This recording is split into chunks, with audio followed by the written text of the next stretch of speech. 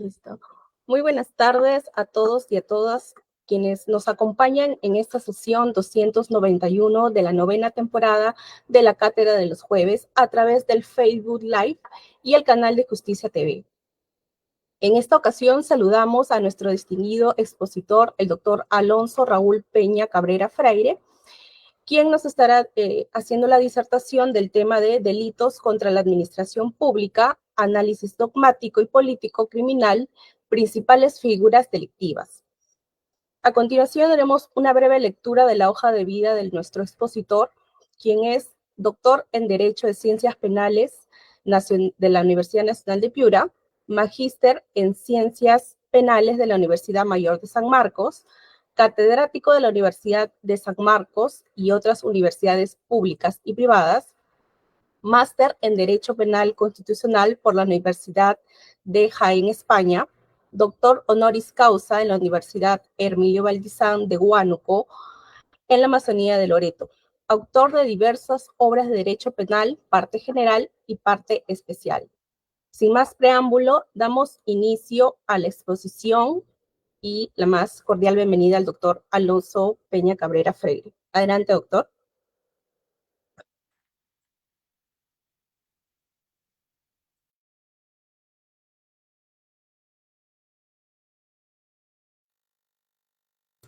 Su audio, doctor, por favor.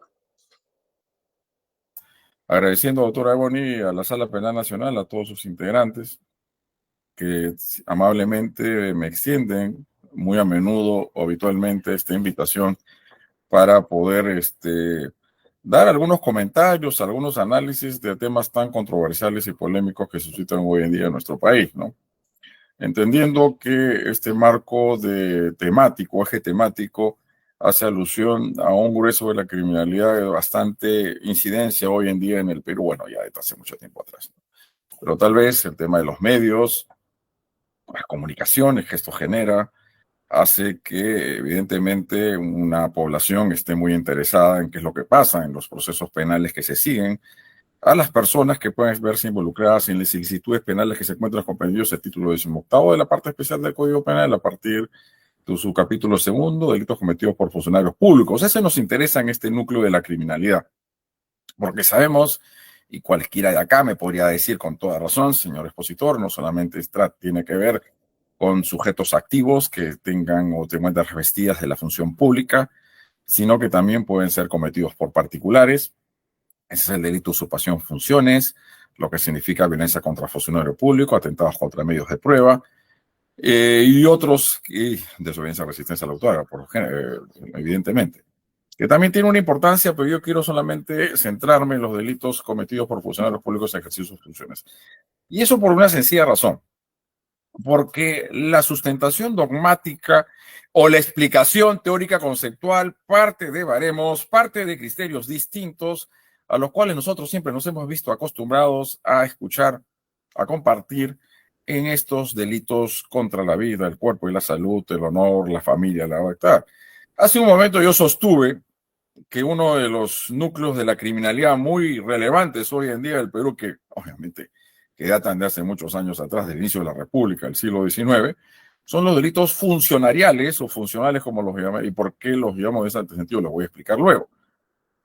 Y que obviamente están los otros, los delitos que afectan bienes jurídicos fundamentales, como la vida, el cuerpo y la salud, el honor, la familia, la libertad, en este caso también las libertades sexuales, la intangibilidad, que tiene una notable importancia, delitos contra intereses jurídicos supraindividuales, macrosociales o colectivos, el orden social o la paz pública, el orden público, lo que es el orden económico, el medio ambiente, los componentes ecológicos, etcétera, etcétera. Acá anclamos, evidentemente, dentro de un punto de vista institucional, porque a partir de ahí, y ya no solamente en el marco de los 376 abuso de autoridad y siguientes de la parte especial del Código Penal, en estos delitos contra administración pública, tiene que ver en esencia con la protección de un bien jurídico estrictamente institucional, donde lo que se pone en juego o en riesgo es la legalidad, la imparcialidad, objetividad e independencia que tienen que hacer los funcionarios y servidores públicos en ejercicio de funciones conforme a los valores que se desprenden de la Constitución Política de 1993, también que replicaba la Constitución Política del 79. ¿Por qué digo esto último? Porque nuestro código pues, es del 91 y en ese momento no estaba vigente la del 93, sino la del 79. Pero ambos vienen a definir un Estado social y democrático de derecho. Estado social significa las prestaciones sociales públicas que realiza el Estado, que se ejecutan, concretizan, materializan a través de funcionarios y servidores públicos, tiene que ser único y estrictamente en interés de la nación. Yo no sé si poder hablar del pueblo, prefiero hablar de la sociedad. Es por ello que cuando se producen, acometen o emprenden este tipo de ilicitudes penales, lo que hace es afectar estos intereses públicos, como se dice en términos funcionalistas, se produce una legítima defraudación de las expectativas de una sociedad, que lo que quiere es que estas prestaciones públicas, esta función pública se desarrolle única y estrictamente en beneficio de la misma. Y el Estado de Derecho implica, dentro del otro compartimento, implica la sujeción estricta a la ley, no solamente parte de funcionarios y servidores, sino también de parte de los ciudadanos. Por no en vano tenemos el delito de desobediencia, resistencia a la autoridad o violencia contra el funcionario público, pero yo debo entender la legalidad en términos sustanciales y no formalistas, porque no olvidemos que la Constitución permite lo que se llama el control de incluso la constitucionalidad y punto de vista ya más de mayor grado de amplitud dentro de convenios y tratados internacionales, lo que es el control de convencionalidad. Y esto incide algo muy importante al momento de interpretar la ley penal. Hemos dicho siempre esto en la parte general, que una ley, antes de aplicarla, tenemos que interpretarla.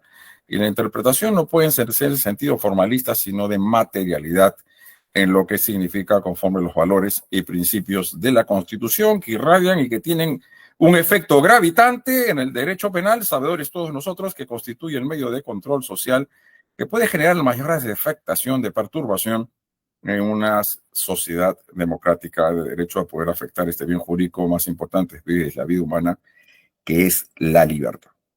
Dicho esto, y en este plano del análisis político-criminal, evidentemente dogmático, una de las capitulaciones que mayor importancia ha tenido desde hace ya más de 2 décadas y que implicó luego del tema Fujimori y Montesinos, de esta gran delincuente criminalidad que extendió en todos los tentáculos del Estado, en definir quién es quién en la escena del crimen.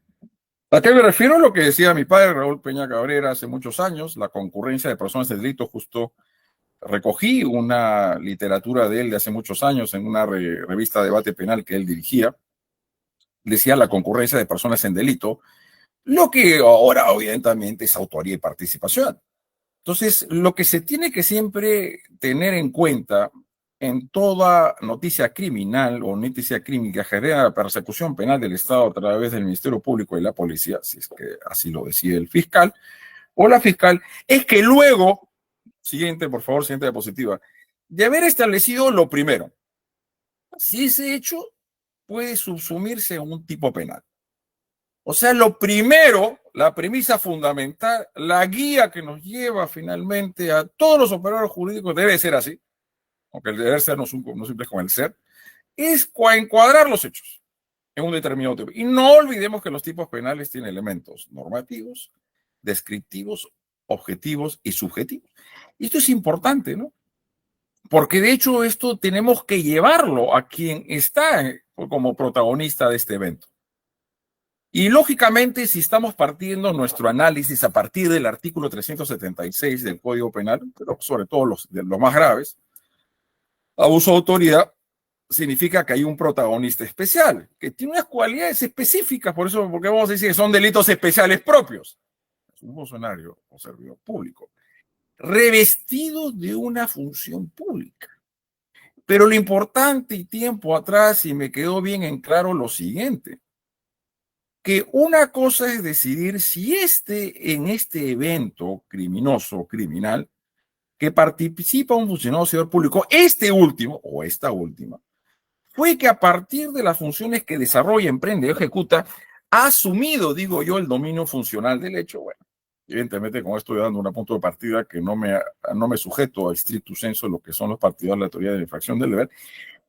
Y a partir de ello, estas competencias funcionariales puede ejercer la conducta típica que se describe, por ejemplo, en el 387. Esto es, tiene que ser un perceptor, un administrador, un custodio, una relación funcional o funcional con el objeto material del delito, caudales o efectos, y así emprender los 2 verbos típicos que se describen en el 387. O acto típico de apropiación o de utilización. Digo esto por lo siguiente, porque podemos encontrar en una situación que comprometa, ¿qué cosa? La afectación de un bien jurídico. Cualesquiera de los delitos desde el artículo 106 hasta creo que el 438A, no sé si hay uno B, pero a veces uno ya pierde la cuenta de la gran cantidad de inclusiones típicas que se han dado en los últimos tiempos en el Perú.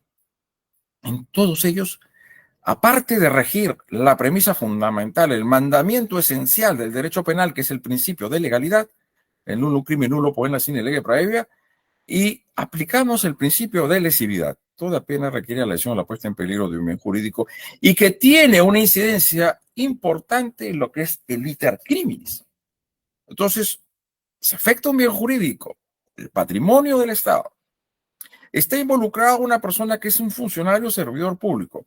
¿Basta eso para decir que estamos ante un delito funcional o funcional? No, pues, porque evidentemente tenemos que acudir a un concepto material del funcionario público y no a un concepto formal de funcionario público. Esto implica entender lo siguiente, que la afectación al patrimonio del Estado sea producto de una persona, del agente especial o el sujeto público cualificado, que a partir de esa cualificación especial, que tiene una competencia específica que le otorga el ordenamiento jurídico, puede realizar el acto típico del 387, un acto de apropiación y utilización de caudales, perfecto, no solamente públicos, sino privados. Este es algo importante, a diferencia notable del 389, el delito de malversación. No, por eso mismo, disculpe, el disvalor del injusto es mucho más grave del delito de peculado con respecto a la malversación. Por eso mismo está que la pena del 387, no es que me dé pena, es mucho mayor que la combinación prevista en el 389 de la parte especial. Entonces hay que identificar plenamente que esa afectación al patrimonio del Estado o a los fundamentos básicos y esenciales que rigen la función pública en el Estado con el derecho, sea producto o consecuencia resultado de una actuación atribuible a la esfera de organización funcional del autor.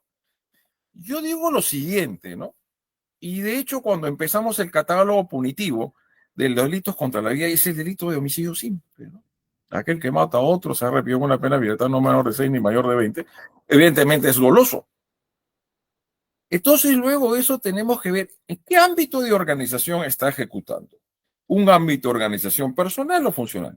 Para cometer el delito de homicidio simple del 106, de hoy dimos algo con el de parecido del 107, se requiere ejercer un acto propio de una competencia funcional, un ámbito de esfera de organización especial, o basta tener la calidad de ser humano. Un ser humano con suficiente conciencia y voluntad, discernimiento, bueno, y no la imputabilidad de poder matar a alguien. Entonces esto es estrictamente personalismo, una esfera de organización personal. Pero sin embargo, cuando desarrollamos las conductas típicas que se describen a partir de otro 376 y nos volcamos el análisis en el 387, se requiere una esfera de organización funcional. Son competencias que de manera determinada y específica reviste el ordenamiento jurídico a todo funcionario y servidor público. Le otorga y lo reviste de cualidades, de competencias que le permite realizar ciertos actos, pongamos el ejemplo verbigracia, de disponibilidad de los fondos del Estado o de un bien que está sometido bajo su custodia, en lo que es un secuestro conservativo, un embargo o una incautación. Por eso vuelvo a retirar, el objeto material del delito de 387 puede ser bienes tanto públicos como privados, a diferencia de la malversación, que han de ser estrictamente públicos. Son delitos de disponibilidad, creo yo, tanto el 387, 388 y 389 de la parte especial de nuestro Código Penal de 1991. Entonces, delitos comunes, delitos especiales. El delito común, esfera de organización personal, cualquiera puede, en la DERE, poner en riesgo o lesionar un bien jurídico, dirigir su comportamiento conforme al sentido y matar o lesionar a alguien. Lo diremos, puede suceder con el delito de parricidio y que en algún momento va a repercutir en este delito de feminicidio del 108B. En cambio, las construcciones de las diversas figuras delictivas que se encuentran catalogadas en la parte especial del Código Penal y en las leyes penales especiales van definiendo ciertos ámbitos de organización o ciertas posiciones de los sujetos en una institución. Y las instituciones básicas del Estado, dentro de la separación de poderes, del poder ejecutivo, judicial, legislativo, etcétera. No me voy a poner acá a hablar de prestigio o no de cada uno. Este es un asunto que no nos compete en este momento. Entonces, es una posición del sujeto dentro de una institución. A partir de estar ahí comprendido en la estructura organizacional funcional de una determinada institución, dependencia pública, de un municipio, de un ministerio, y tiene una competencia, es que podrá ejecutar las conductas típicas que se definen a partir del 376 y siguientes, pongamos hasta el 401, que es requisito ilícito del Código Penal en la parte especial. Y esto es importante porque no basta decir, al margen, no vamos a poner acá en una discusión de la teoría de infracción del deber, porque no es lo que esté afuera del tipo penal lo que define la tipicidad de una conducta, sino lo que está dentro del tipo penal. Y como bien lo dijo Hans Belzel, padre del finalismo, de que hay un injusto personal, un disvalor de la acción y un disvalor del resultado. Lógicamente que delitos como el peculado, vayamos a ver, la malversación, la colusión ilegal, la malversación de fondos, los delitos de cohecho, no necesariamente van a requerir una afectación material. ¿Y por qué lo digo esto? Al margen que estamos ante bienes jurídicos institucionalizados, es que por lo general lo que hace es el legislador en estos modelos de política criminal generar la incriminación y la normación de delitos de peligro, donde no se requiere la materialización efectiva de una lesión, de un daño. Pero creo que estos daños, al margen del peculado, obviamente que el peculado por apropiación sobre todo, y así a su vez el delito de colusión ilegal en su fórmula agravada, que afectan el patrimonio del Estado, habla de un disvalor del resultado que no solamente lo debemos de apreciar en términos cuantitativos, al margen que la casación 661-2016 de Piura establece categóricamente que para la probática o la materia del delito de colusión ilegal agravada se requiere una pericia contable económica. Y lo que no se requiere para colusión simple del primer párrafo del 384 de la parte especial del Código Penal, sino hablamos de un daño también espiritualizado, porque señalaba minutos atrás de esta exposición de que hay una legítima defraudación de las expectativas de una sociedad que estas actuaciones de presidentes de la República, presidentes de Congreso, congresistas, ministros, fiscales, jueces, etcétera, cualesquiera regidores, alcaldes, realicen su función única estrictamente en beneficio de la comunidad. Obviamente, los delitos de cohecho, a partir de 393 y siguiente, la parte especial del Código Penal, lo que se produce, stricto sensu hablando, es una privatización del cargo. La superposición de los intereses estrictamente personales sobre los estrictamente de la nación. Al margen que el 399, la parte especial del Código Penal, nos define un delito de negociación incompatible con el cargo, que significa poner el interés indebido, que es el injusto, es el disvalor de la acción del tren. No es el que se interesa porque el Estado pueda contratar con el mejor postura, al mejor precio y los productos de mayor calidad. Si no sea cual fuese en la negociación con el 399, con el 384, colusión, que son delitos emparentados, que marcan una pauta de progresividad delictiva. Yo lo he señalado en la literatura que yo he redactado al respecto, que a mi consideración el delito de negociación incompatible con el cargo, el 399, supone la penalización de actos preparatorios del delito de colusión ilegal. Hay una vinculación patente entre el 384 y el 399. Por eso digo, yo no sé qué le pasó al legislador, bueno, había que ponerse muchas cosas a este legislador en el Perú, de haber colocado el 399 en los delitos de corrupción de funcionarios. Porque los delitos de corrupción de funcionarios siempre tiene que haber un medio comisivo. ¿Cuál es? La dádiva, la coima, la promesa y la preventa. Y eso no tiene nada que ver en el 399.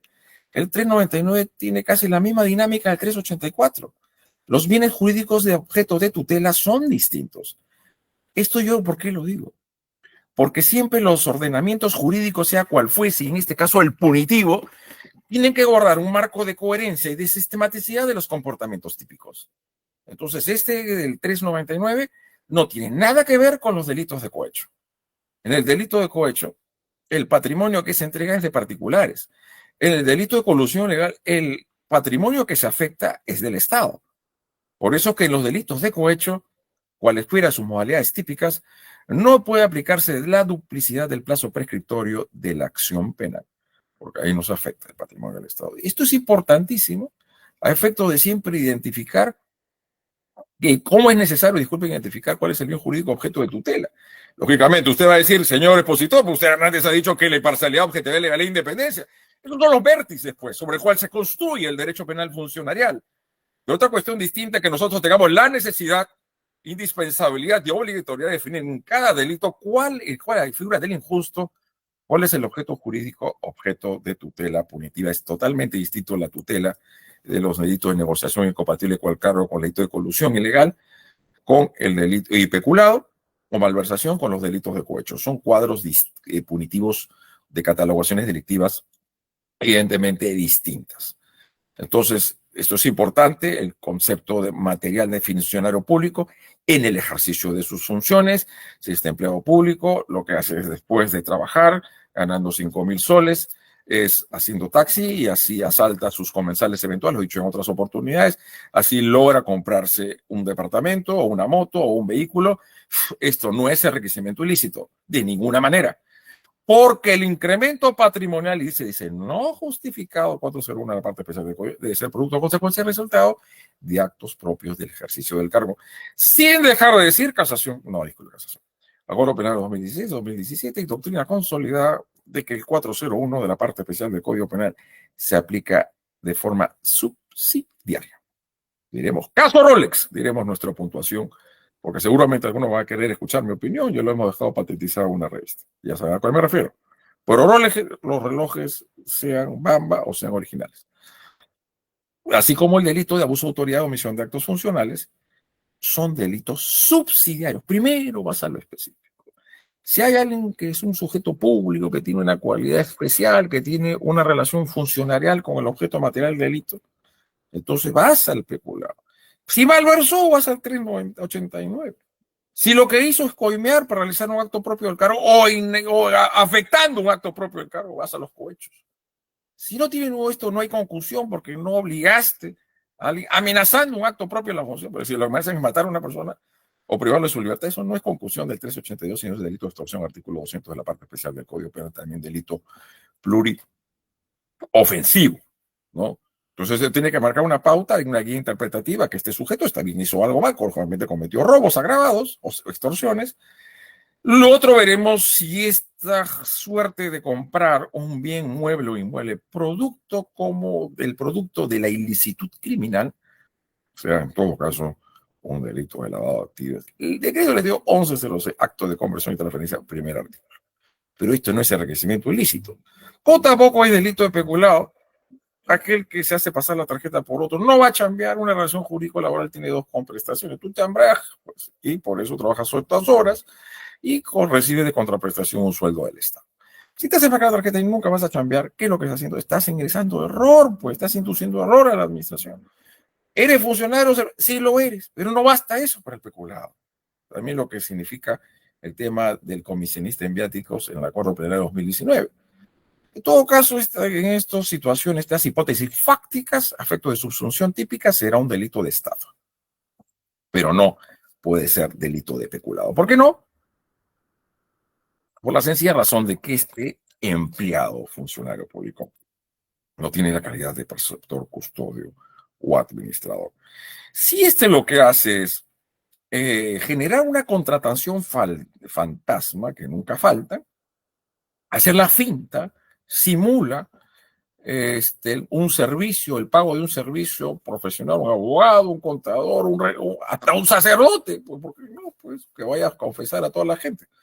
Entonces, hace la finta porque nunca se realizó esa función, pero sin embargo la otra persona giró un recibo por honorarios profesionales, ya sabemos quiénes tienen buenos contactos en el Perú, sobre todo los que tienen muchos amores, y así evidentemente logran contrataciones a buenas cifras. Pero nunca hizo ninguna chamba. ¿Qué delito es este? Es especulado. Por apropiación el que finalmente difuso esos fondos. Vayamos a ver si hay cómplices y autores. Y la persona que recibió ese dinero sin haber hecho absolutamente nada es cómplice primario del delito especulado por operación 387 de la parte especial del Código Penal. Uno de los puntos acá, estamos avanzando con el tiempo, es no solamente establecer autores, sino partícipes. Lógicamente son un delito especial propio porque se construye a partir de la posición del sujeto dentro de una institución. una institución pública dentro de las diversas y variadas que podemos tener en nuestro Estado peruano. Y eso significa algo importante.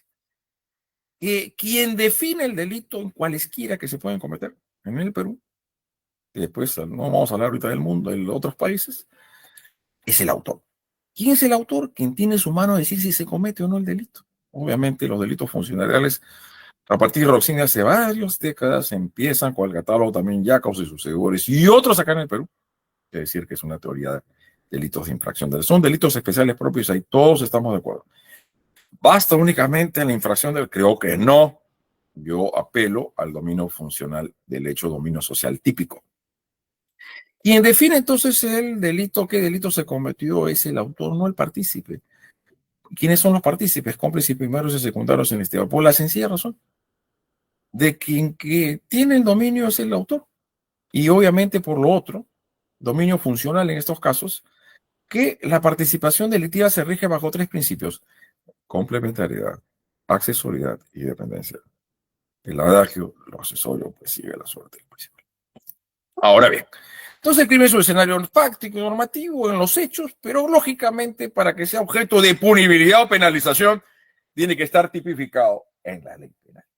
Decimos más abajo, protagonizado muchas veces por varias personas. Claro, pues el delito ya no puede ser concebido de hace mucho tiempo atrás. Y en esta situación de inseguridad ciudadana que vivimos y graves corruptelas funcionariales en planos de organizaciones criminales, sino que por lo general vamos a observar a la concurrencia de varias personas en la comisión de uno o varios delitos. Ya si son varios delitos, iremos al concurso ideal y concurso ideal, pero no olvidemos lo que dijimos del enriquecimiento ilícito o al abuso de autoridad o omisión de actos. Si es un solo hecho, solamente puedes subsumir por un delito y no le puedes aplicar el otro. Esta es una regla de oro. Al margen que el Ministerio Público, y como lo dijimos en el caso Rolex, puede formular imputaciones alternativas y o subsidiarias. Pero cuando el Código Procesal Penal habla de imputaciones alternativas y o subsidiarias, 336 y 349 bis del Código Procesal Penal del 2004, no se refiere a un concurso de delitos, sino se refiere a un conflicto aparente de norma. Uno o el otro, y por medio está el de vecindad. Nadie puede ser sancionado 2 veces por un mismo hecho, es una garantía importante del Estado de Derecho.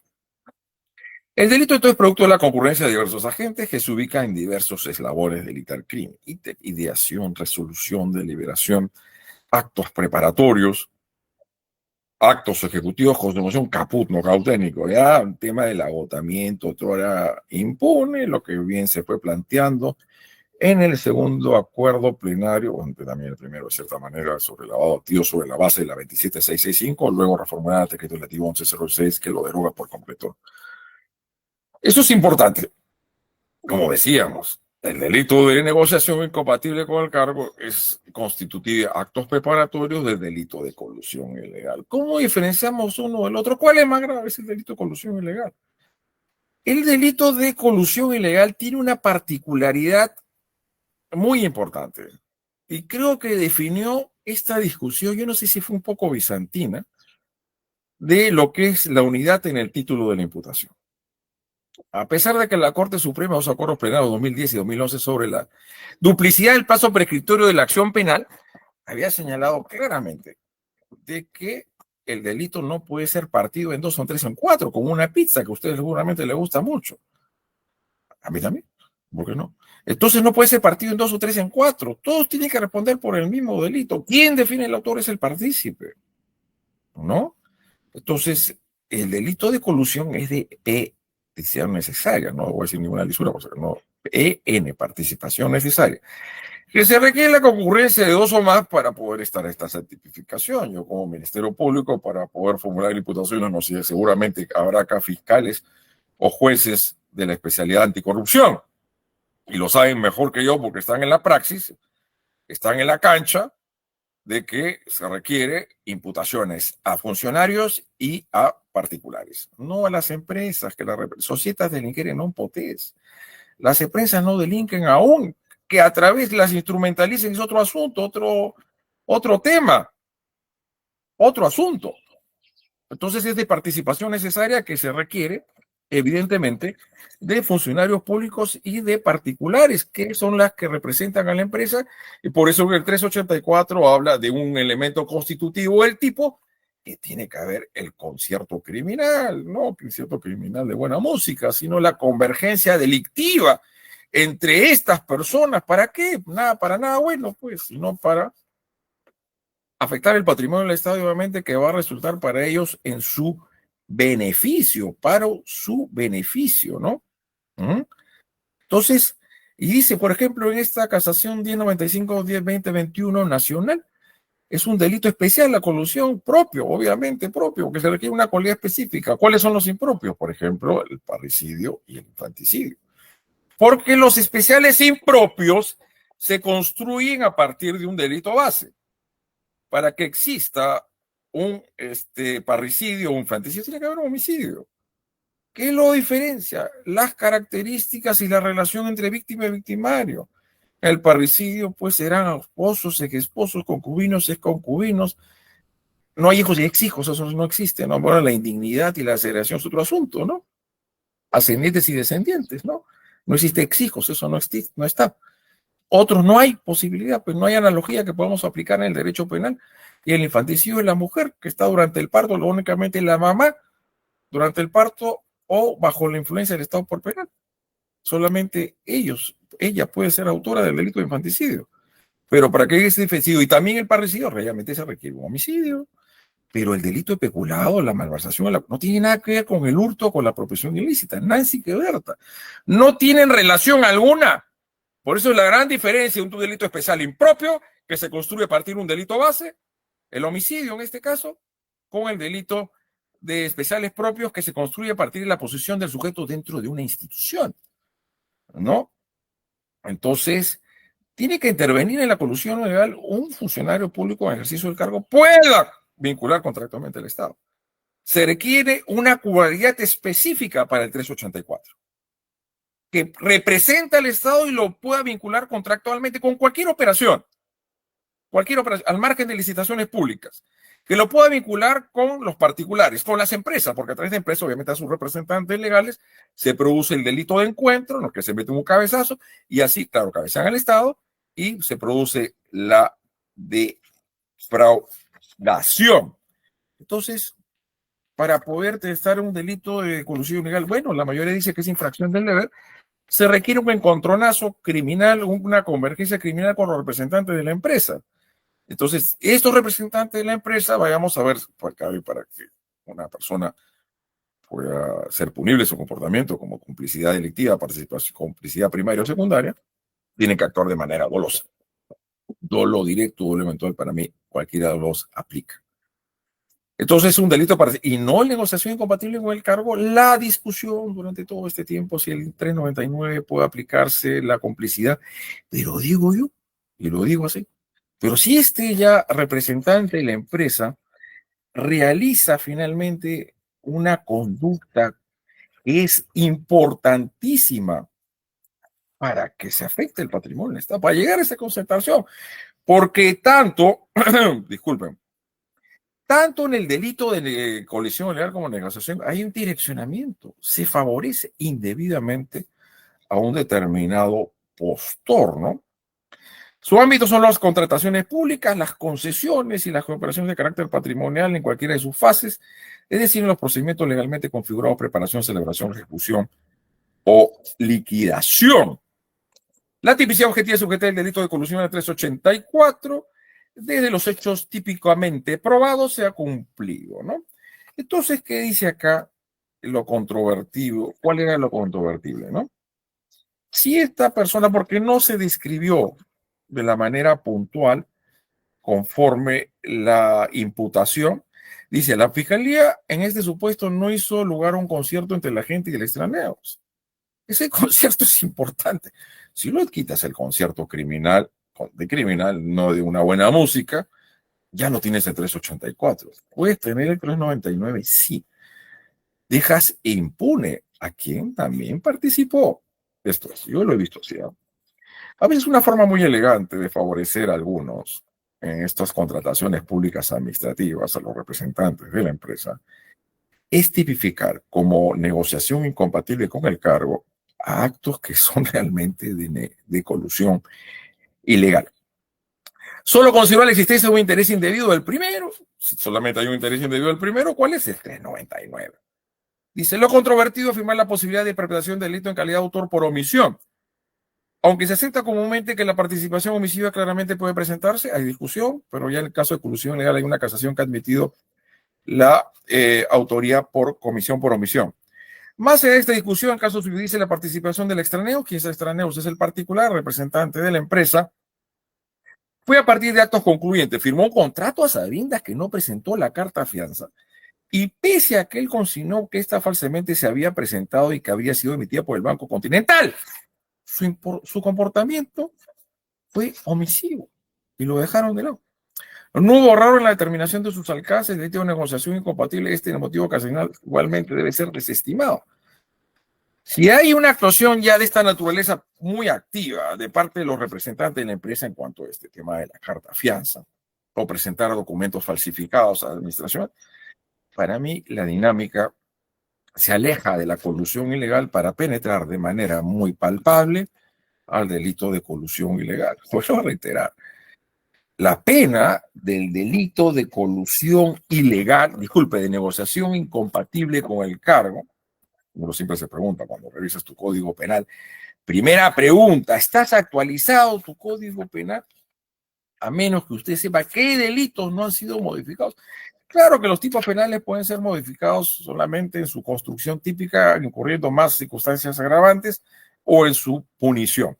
El 399 tiene una pena no menor de 4 ni mayor de 6 años.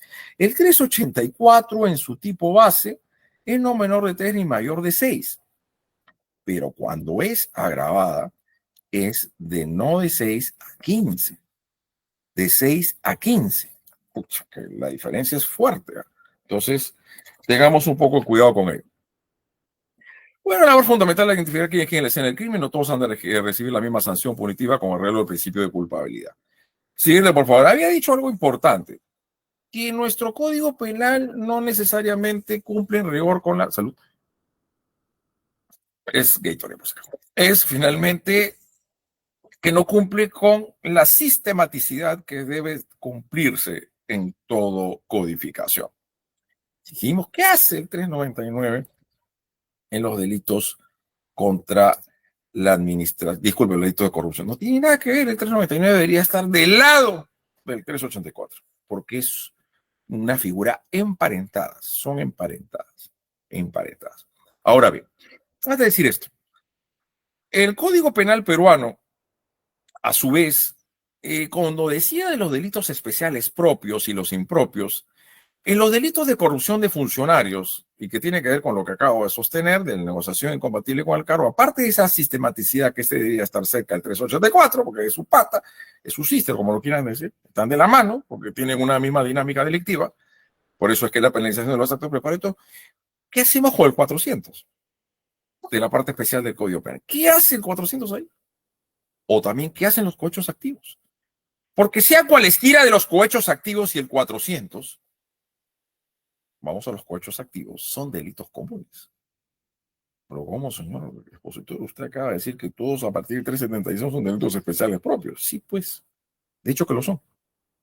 Pero a toda regla existe una excepción y al margen de una consideración político-criminal. Porque cuando conversé con nuestros amigos y amigas organizadores de la Sala Penal, nos dije, pongan en la temática fundamentos dogmáticos y políticos criminales. Le dije, coloquen esto. Entonces, ¿qué ha significado? Claro, desde la inclusión del Código Penal de la sanción de 1991, así como en otras legislaciones comparadas, dirán, voy a agarrar al funcionario, cohecho pasivo. Agarro también a la otra parte de la tratativa, del negocio, del business, del bona fide, al particular. Entonces, al particular lo coloco como cohecho activo. Claro, debe ser corrupción de funcionarios y corrupción de particulares. Bueno, pero así fue el asunto. Entonces, al margen de los cohechos activos, y voy, porque el tiempo va transcurriendo, me voy al 400, el delito de tráfico de influencia. Dice que invocando influencias reales o simulados, recibe o hace prometer para sí una dádiva, una promesa, una preventa, para interceder a un funcionario servidor que está, no te me vayas todavía, ¿por qué te me has ido de la diapositiva? Todavía no he completado lo otro. Para interceder a un funcionario servidor público que va a conocer o está conociendo un caso judicial o administrativo. Ok, bacanudo. Ese 400 es un delito común. Ajá. Así como sostuve la relación determinada de la colusión con la negociación, ahora me voy a la relación entre los cohechos y el tráfico de influencias. Y no puedo desarrollar muchos argumentos, pero ya ustedes tomarán su posición o su postura, que eso sí, yo no pretendo en esta exposición yo plantearles que lo que yo diga tenga que ser una verdad absoluta. Cada quien asume su propia propuesta. Ese delito es común. Significa la penalización de los actos preparatorios de un delito de cohecho. ¿Tiene una legitimación? Por supuesto, porque no solamente están aquellos que subastan o comercializan el cargo, sus competencias funcionariales, sino también están aquellos que son los intermediarios, son los puentes, el puenting, entre el funcionario que está resolviendo, va a resolver un caso judicial administrativo con el particular que quiere que lo favorezcan. Entonces, la penalización del artículo 400 de la parte especial del Código Penal significa la penalización de los actos preparatorios en un acto típico o hecho, dentro de una sustentación política criminal de reforzar la protección punitiva de dos principios básicos esenciales, que es la objetividad, imparcialidad y legalidad. Tres. De la actuación funcional o funcional de los funcionarios públicos en el Estado constitucional de derecho.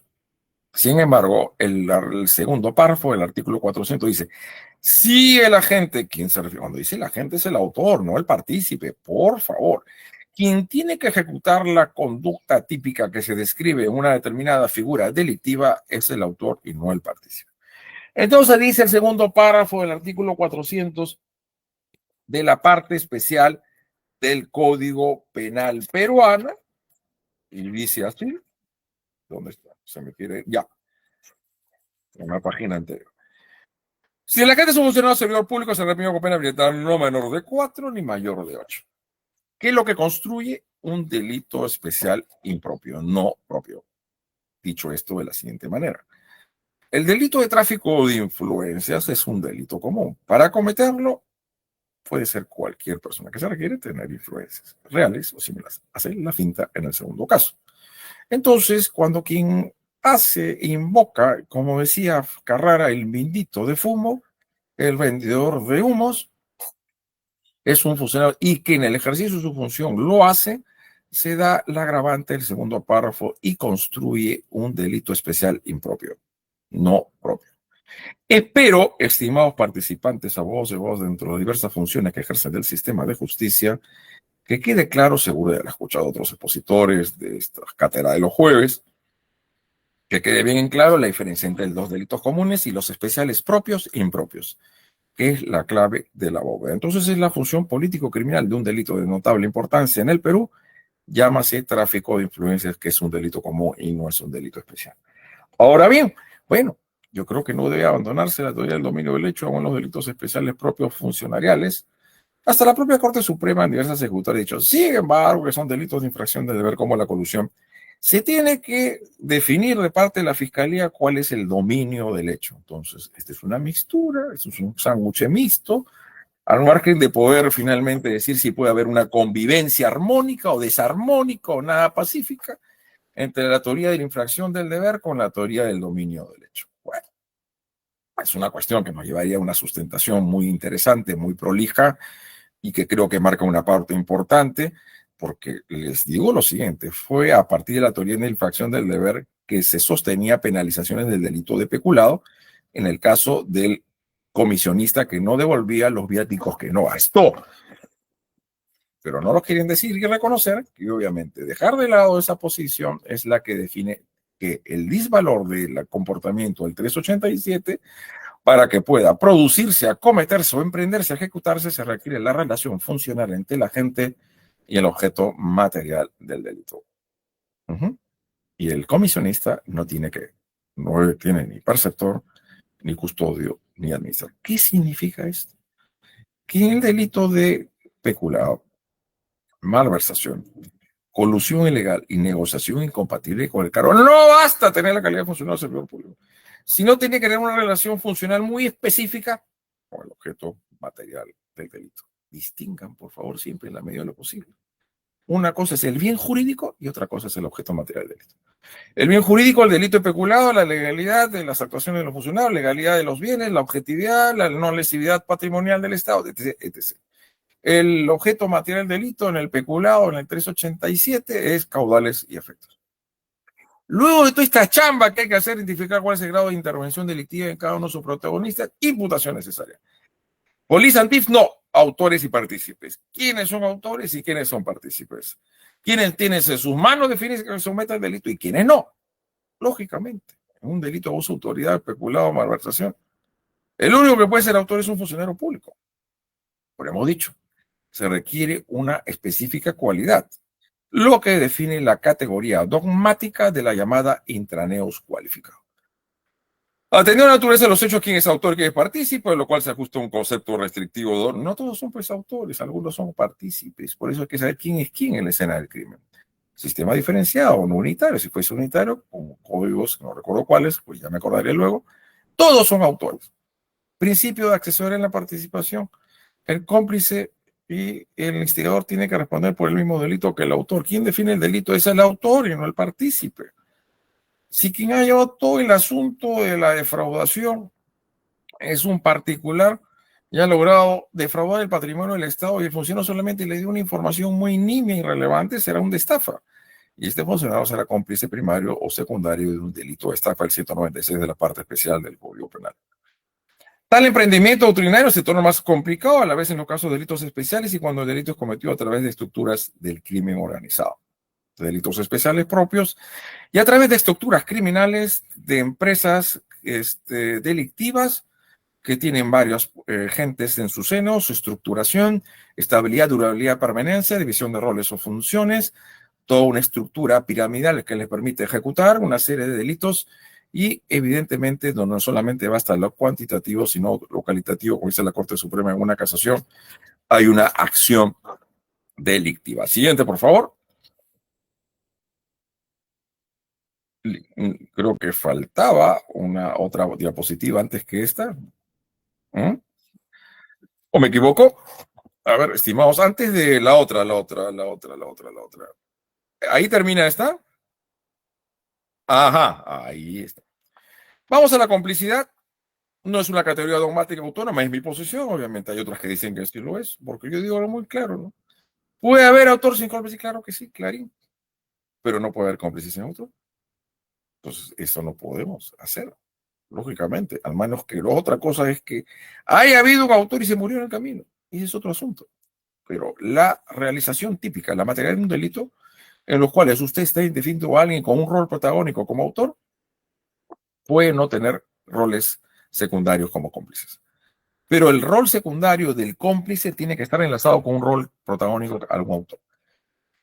Dependiendo de la autoría, puede haber autores sin cómplices, más no cómplices sin autor, donde su sanción requiere la contravención de roles específicos y generales como el dolo en la esfera anímica de la gente.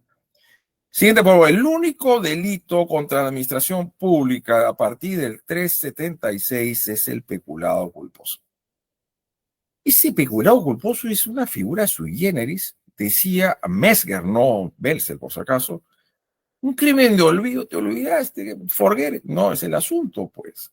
Hay una dejadez, porque este funcionario que es custodio, perceptor y administrador tiene un rol, ¿cuál es? Cuidar, salvaguardar, proteger los caudales efectos sometidos a su esfera de actuación, de competencia funcional.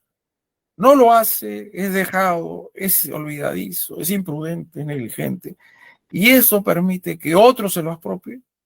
Ese es el peculado culposo. Lógicamente, el que se lleva la guita del Estado, los efectos o bienes del Estado particulares, es un particular, por lo general, o un intraneo no cualificado, que es un funcionario que no tiene la calidad ni perceptor ni custodio administrador. Es un no cualificado. ¿Y eso qué hace? Un hurto, pues. Este es lo interesante del último, no sé si es el último párrafo, del 387, porque es interesante, porque sí, la verdad es lo siguiente.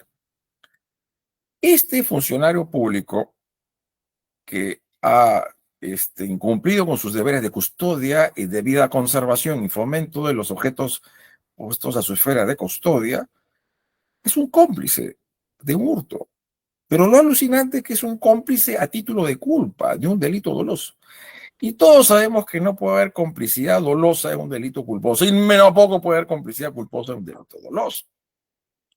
Por motivos de política criminal, y entendiendo que el cargo es sensible, que es una función importante, porque por medio existen intereses sensibles, ciudadanos de la sociedad, está guardando medicinas.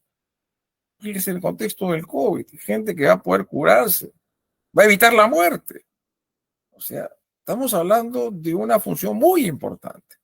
Esa dejadez, olvido, negligencia que permite que otro se lleve los efectos o caudales del Estado de particulares, significa elevar a título de autor una complicidad a título de culpa, no de dolo.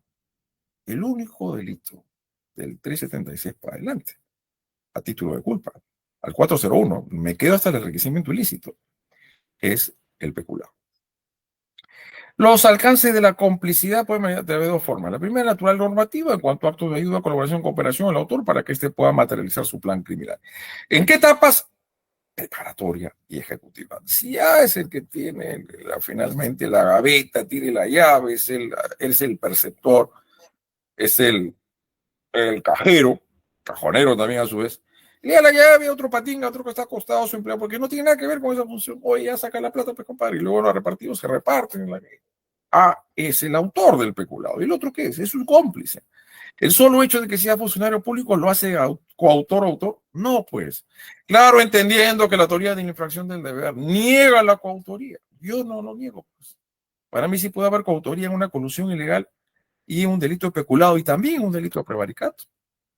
Son compartimentos que se engarzan, que se conectan, que se conjugan y entre dos, tres o más permiten la realización y la materialidad de un determinado hecho. Todos comparten el codominio funcional del hecho, pero toda la teoría de infracción de deber niega la posibilidad de una coautoría. Y segundo, a partir de que las compartidas en el marco de delitos funcionales especiales propios, en cuanto a grado de accesibilidad normativa fundamental para poder lesionar o poner en peligro el bien jurídico, donde su no intervención hace inviable la configuración típica en particular, claro, en el delito de colusión ilegal y también para mí en el tráfico de influencias, que también es participación necesaria. Al comprador se requiere un vendedor. Es una compraventa. Un compraventa de un vendedor y un comprador. ¿A qué se obliga el comprador? A pagar la plata, pues, el precio. ¿A qué se obliga a entregarle el bien? Contraprestaciones. Tiene que haber, obviamente, confluencia de voluntades. Prestaciones recíprocas. Igual que una compraventa. Pero es una compraventa ilícita, pues, esa es la gran diferencia del asunto. Siguiente, por favor. Creo que hay uno más. Ya. Con esto vamos finiquitando el asunto. Delitos unilaterales o monosubjetivos. Lógicamente les hablé de la colusión ilegal, del delito de, de tráfico de influencias. Y en algunos casos el delito de peculado puede requerir complicidades. El delito de negociación con el cargo parece negar la participación delictiva particular, distinto al caso del intragano no cualificado. Obviamente hay diversas casaciones, lo hemos estudiado en un libro hasta el año pasado, que se admite ya la complicidad en el delito del 399. Pero yo digo, ¿cómo hago cuando la intervención del particular es de tal naturaleza que define la misma posibilidad de que se materialice el delito? Por eso, cuando hay una actividad, una actuación, una intervención muy activa, y dígase positiva, del representante de la empresa en una contratación pública estatal, esto ya hace una colusión ilegal y lo aleja de la dinámica de la negociación incompatible. Cuestión distinta del delito de enriquecimiento ilícito, delito unilateral, no permite la coautoría. Ahí sí, totalmente no permite la coautoría, es un delito personalísimo en el sentido de que solamente puede haber incrementos de una sola persona a su patrimonio. No hay patrimonios pues compartidos. Otra cosa es que sean patrimonios familiares de la sociedad de gananciera, es otro asunto. Esto no es lo que nos interesa acá en el artículo 401 de la parte especial del Código Penal. Cada uno tiene un patrimonio y cada uno tiene que rendir, funcionarios públicos, que somos casi todos acá, seguro, o una declaración jurada de bienes y rentas. Si tu declaración pones tu nombre nomás, no pones de dos, tú no puedes dar declaración jurada compartida, no puede haber al final tu equipo de fútbol ahí. Cada uno presenta su propia declaración. Es personalísima esta obligación. Así también, bueno, el tema de las obligaciones jurídico-tributarias, ¿no? Entonces el delito de enriquecimiento ilícito es personalísimo. Ahí no puede haber coautores o otros autores por el mismo hecho, que en base a la teoría de la infracción del deber. Si la participación delictiva en todos los casos de delitos funcionariales, la complicidad solo es factible en la etapa preparatoria ejecutiva, porque ya, pues, cuando se empezó a discutir el asunto de la complicidad punible en los particulares, Casación Santa, 2015, enriquecimiento ilícito. Casación en Ayacucho, negociación incompatible con el cargo. A pesar de que la misma Corte Suprema 2010 y 2011 había señalado en estos acuerdos plenarios que también hay participaciones punibles de parte de intraneos no cualificados en los extraneos que son los particulares. Sin embargo, se siguió un círculo vicioso de posiciones encontradas hasta que hubo el acuerdo plenario de 2016 y la reforma del artículo 25 de la parte general del Código Penal vía el decreto legislativo 1351 de enero del año 2017. Entonces ya pues vamos a cerrar el tema, la discusión, el closer, que sí se admite la participación. Pero si esa participación es cuando el funcionario ya logró encontrar su patrimonio, ya no puede ser cómplice. Una vez que el delito se consumó, ya no se admite en forma de participación delictiva. Casación de 1661-2016, Piura, sobre colusión ilegal. El delito de enriquecimiento no es permanente. Pues es un delito de consumación instantánea que puede ser continuado en diversos ejercicios contables económicos que el funcionario en el periodo 2019-2020 realiza actos típicos que le permiten incrementar su patrimonio de manera ilícita, obviamente, no justificada. Entonces, si una persona entonces le obsequia un bien costoso a alguien que ejerce en público una función muy importante, el otro sea funcionario o no funcionario, es en principio buscar la bilateralidad. Buscar la bilatería, ¿qué delito nos lleva? No sale de la dinámica del enriquecimiento ilícito porque el 401 es un delito de aplicación subsidiaria. Yo como persecutor de delito primero tengo que buscar la bilateralidad delictiva. Si me quedo en la unilateralidad delictiva que lo estamos desarrollando en un artículo que pronto va a salir, me quedo en impunidad. Porque si me quedo en el crecimiento ilícito, me quedo en la unilateralidad porque dejo de lado el que le entregó la dádiva, la comesa, la prebenda. ¿Por qué? El cohecho forma parte de una bilateralidad. El cohechante pasivo y el activo. Mal dicho es el cohecho de particulares y de funcionarios. El cohechante pasivo es el funcionario, pues recibe una dádiva, una promesa, una preventa, un buen relojito, a efecto de realizar un acto propio del cargo o en contravención a sus obligaciones. El propio y el impropio. O sea, el propio es por afectar la función, no consignar un documento de unos bienes que han sido incautados o contravenir la ley. Cohecho propio es para realizar un acto propio del cargo, para disponer de cierto presupuesto a otra entidad pública es un acto propio del cargo. Pero no lo hizo motivado porque la ley lo obliga a hacerlo, sino producto de la dádiva, la promesa de preventa que le dio. Vamos a ver, pues, que vengan los argumentos que se lo dio porque estaba templado. Eso es otro asunto. Que quieran decir eso para que digan que son unas conductas neutrales. No que alguien dio una dádiva para como un cortejo de un hombre a una mujer. Ese es otro asunto. Esto nos llevaría a otras consideraciones. Pero lo que tiene que hacer el Ministerio Público es más que buscar las unilateralidades delictivas, las bilateralidades delictivas. Y los cohechos pasivos y propios e impropios, que tienen su correlato en los cohechos activos propios e impropios, define un delito bilateral de participación necesaria con la diferencia del delito de colusión, que cada uno responde por su propio injusto o por su propio delito. Y no obstante que luego esta persona que recibe una dádiva, una coima, una prebenda, y con ese dinero lo ingresa al sistema económico para revestirlo de un ropaje de ilicitud y así poder disfrutarlo luego, más adelante, a posteriori, de manera ulterior, ya estaríamos a la dinámica del lavado de activos. Esto es, primero, estamos a un cohecho, una colusión ilegal, producto de la rentabilidad de esos dos delitos, lo que hace es colocar este dinero en el sistema económico Para blanquearlo, legitimación de ganancias ilícitas, como dice el Código Penal boliviano, y es un acto típico de lavado de activos. Eso significa un concurso real de delitos, artículo 50 de la parte general del Código Penal. Identificar este grado de intervención delictiva adquiere relevancia en orden al principio de imputación necesaria. Y en el plano de la terminación y duración de la pena, el cómplice siempre debe recibir una pena por debajo del autor. A ver, solamente por decir dos mensajes últimos. No olviden, ¿me escuchan nuestros amigos? ¿La doctora Ebony me escucha? Sí, doctor, lo estamos escuchando. ¿La palabra clave ya? Aún no terminamos todavía. Ah, ya, dime, ya voy a meter la pata. Ya. A ver, dos mensajes últimos, subliminales. La determinación y la decisión de la pena, dice el artículo 25 y 24, que tanto el instigador como el cómplice primero reciben la misma pena. Yo no estoy de acuerdo con eso. Esa es la pena legal, pues. El grado de reproche y de culpabilidad va a tenerlo siempre más el autor que el partícipe. Máximo un delito contra la administración pública especial propio, donde, ya voy a decir lo que dice en la infracción de deber, solamente el funcionario que realiza esta función pública está en la posibilidad de quebrantar las funciones o los deberes propios del cargo, y nunca lo podrá hacer ni el cómplice que es particular, ni el cómplice que es un funcionario no cualificado. Ese es un mensaje. El último, y con eso terminamos, es de que creo que el tema de los delitos contra administración pública, al ser patente de lo que sucede en el país hoy en día hace muchos años, y que se hace muy mediático, algunos más que otros, eso yo sí no estoy de acuerdo, porque creo que todos los casos deben merecer el mayor grado de relevancia, acuciosidad, exhaustividad y sin forzar las cosas. Yo soy un cultor del principio de legalidad, pero material y no formal. Hay que subsumir correctamente los hechos, no hay que forzar las tipificaciones, ni tampoco reducirlas, o sea, no hacerlas elásticas. Esta creo que no es la idea. Y que uno de los acápites de mayor importancia de los delitos funcionariales y delitos especiales propios, casi todos ellos, significa saber quién es quién en la escena del crimen.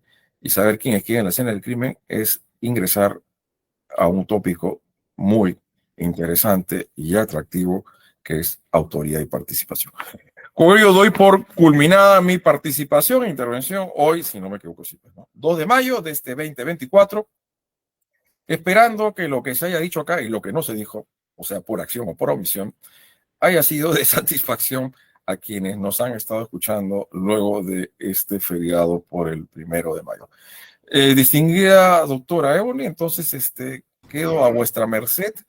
Sí, eso sí, no olvide que por favor no tenemos mucho tiempo y ser un poco precisos con las preguntas que nos quieran formular. Muchas gracias. Muchas gracias a usted, doctor. Bien, tenemos una pregunta de la señorita Adriana Laura.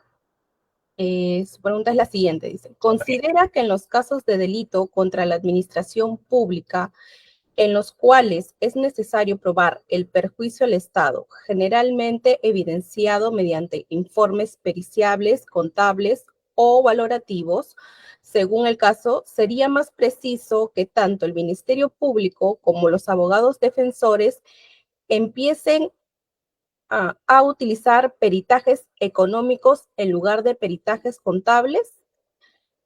¿Cuál sería su opinión al respecto?